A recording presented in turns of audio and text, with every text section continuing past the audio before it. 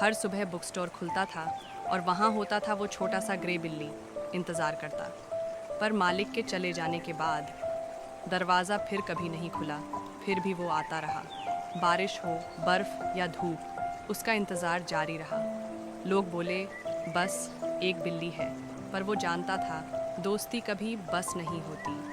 फिर एक दिन दुकान फिर से खुली। नया चेहरा, नरम हाथ, एक प्यार भरी पुकार, और बिल्ली अंदर चला गया, जैसे कुछ बदला ही नहीं।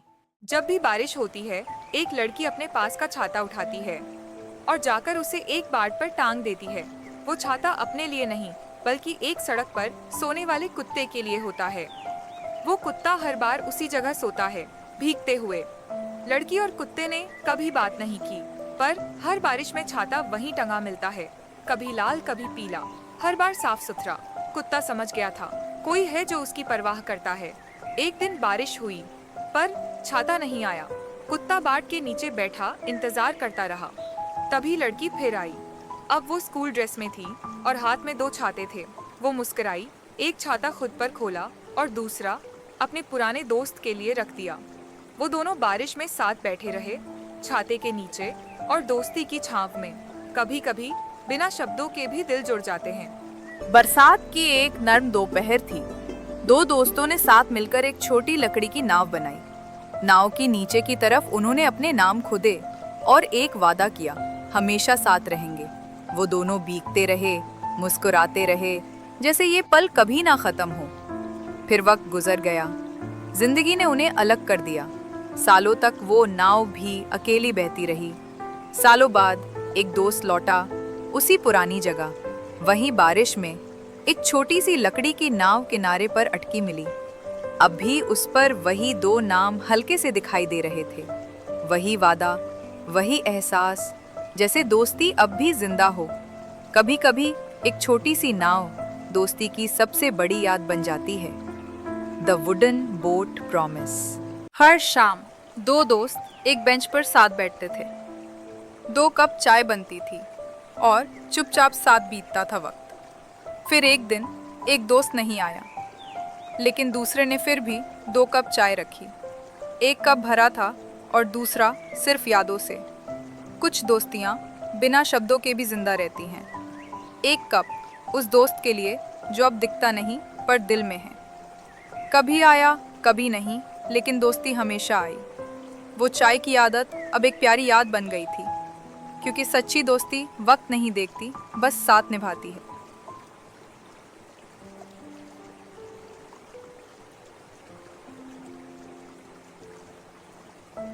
एक हरी भरी घाटी में, जहाँ सूरज की गर्मी नरमी से फैली थी, बेल्ला नाम की एक प्यारी गाय शांति से चल रही थी।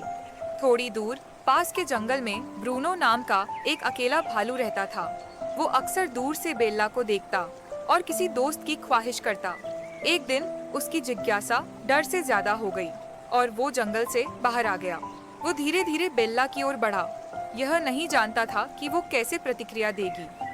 बेल्ला ने उसकी आंखों में अपनापन देखा और उसे एक प्यारी मुंह से नमस्ते कहा। उसी पल से एक अनोखी दोस्ती की शुरुआत हो गई। बेल्ला ने ब्रूनो को घास के मैदान की खुशियां दिखाई, तितलियां पकड़ना, धूप सेंकना और तारों को निहारना, और ब्रूनो ने उसे जंगल की दुनिया दिखाई, पेड़ों पर चढ़ना, नदियों में मछली पकड़ना और ऋतुओं का बदलना। उनकी दोस्ती हर दिन गहरी होती गई और उन्होंने साबित किया कि सच्ची दोस्ती कहीं भी पनप सकती है, चाहे दिल कितने भी अलग क्यों ना हो। एक ठंडी सुबह जब सब कुछ शांत था, अचानक काले बादल मैदान पर छा गए। बेला ने डरते हुए आसमान की ओर देखा। उसे गरजती बिजली से बहुत डर लगता था।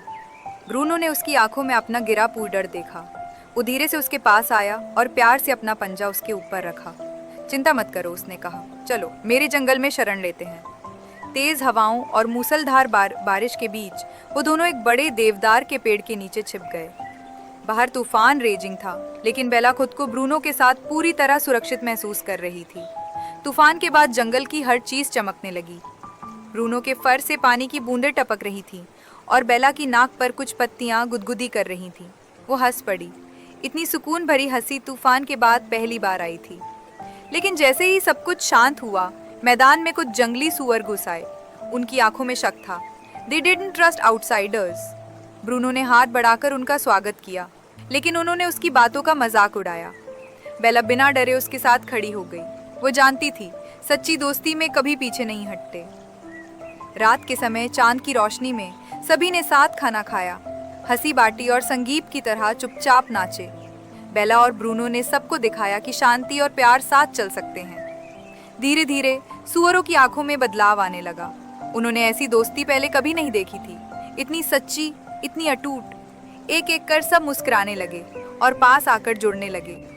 जैसे ही वसंत आया, मैदान और जंगल एक हो गए। अब वहाँ सभी जानवर साथ रहते, खेलते और खुशियाँ बांटते थे। वहाँ अब न कोई बाहर वाला था, न कोई अकेला। सूरज ढल रहा था। बेला और ब्रूनो एक साथ बैठे अपने नए शांतिपूर्ण संसार को निहार रहे थे। उन्होंने साबित कर दिया, अगर साथ सच्चा हो तो दोस्ती दुनिया को भी बदल सकती है। एक दिन बेला और ब्रूनो जंगल के उस हिस्से में पहुंचे जहां वो पहले कभी नहीं गए थे। वहां की हवा कुछ अलग थी। पेड़ों पर रोशनियां टिमटिमा रही थीं और चारों ओर एक रहस्यमयी सरसराहट थी। जंगल के बीचों बीच खड़ा था एक विशाल प्राचीन पेड़, जिसकी छाल पर जानवरों की चमकती कहानियां उकेरी गई थीं। ब्रूनो ने धीरे से अपनी पंजा उस पेड़ पर रखा और तभी एक जादुई दृश्य सामने आया। उन्होंने देखा दो जानवर जो कभी दुश्मन थे, समय के साथ सबसे अच्छे दोस्त बन गए। बेला की आंखें चमक उठीं।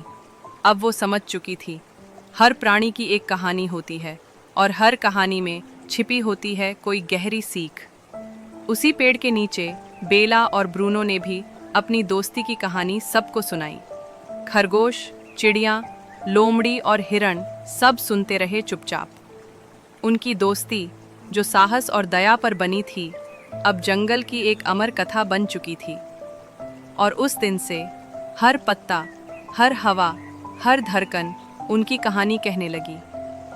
एक कहानी जो बताती है कि सच्ची समझदारी और प्यार से दुनिया बदली जा सकती है।